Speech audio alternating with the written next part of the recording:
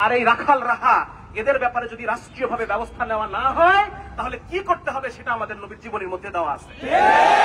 তৌহিদি জনতা খুব ভালো করে জানে কি করতে হবে।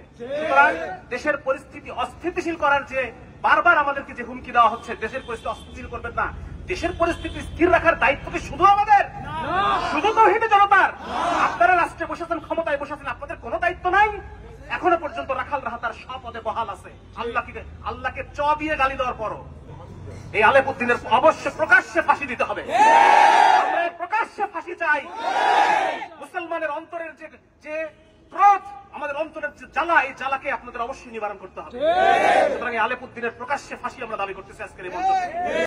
কিভাবে থাকে? আমরা যে ফেসবুকে, রাস্তায় আমরা যে এত কথা বলতেছি, আমাদের কথার কোনো দাম নাই। যারা রাষ্ট্রে আছেন, যদি ক্ষমতায় থাকতে চান, আপনারা ক্ষমতায় আছেন আমাদের ইচ্ছায়।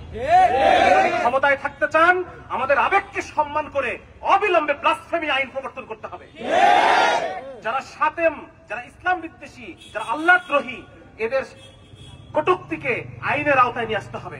এটা কখনোই বাক স্বাধীনতা না। সুতরাং অবিলম্বে এই রাখাল রাহাকে প্রত্যাহার করতে হবে। ব্লাসফেমি আইনে তাদের যথোপযুক্ত ব্যবস্থা যদি না নেওয়া হয়, এবং এরপরে যদি তৌহিদ আমাদের কোন ইমানওয়ালা ভাই ইমানের দাবিতে কোনো কিছু করে বসে, তাহলে পরে সেই দায় আমাদেরকে দেওয়া চলবে না।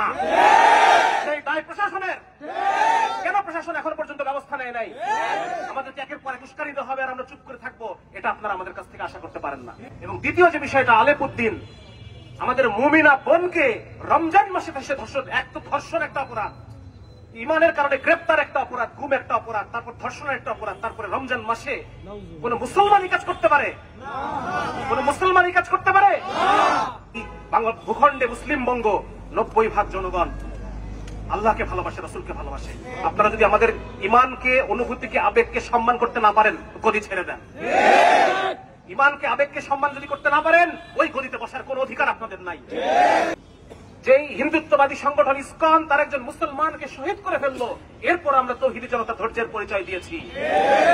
আর কত? আমি প্রশ্ন করতে চাই, যারা প্রশাসনে আছেন, যারা দেশ পরিচালনা করছেন, আর কতবার আমাদেরকে ধৈর্যের পরীক্ষা দিতে হবে?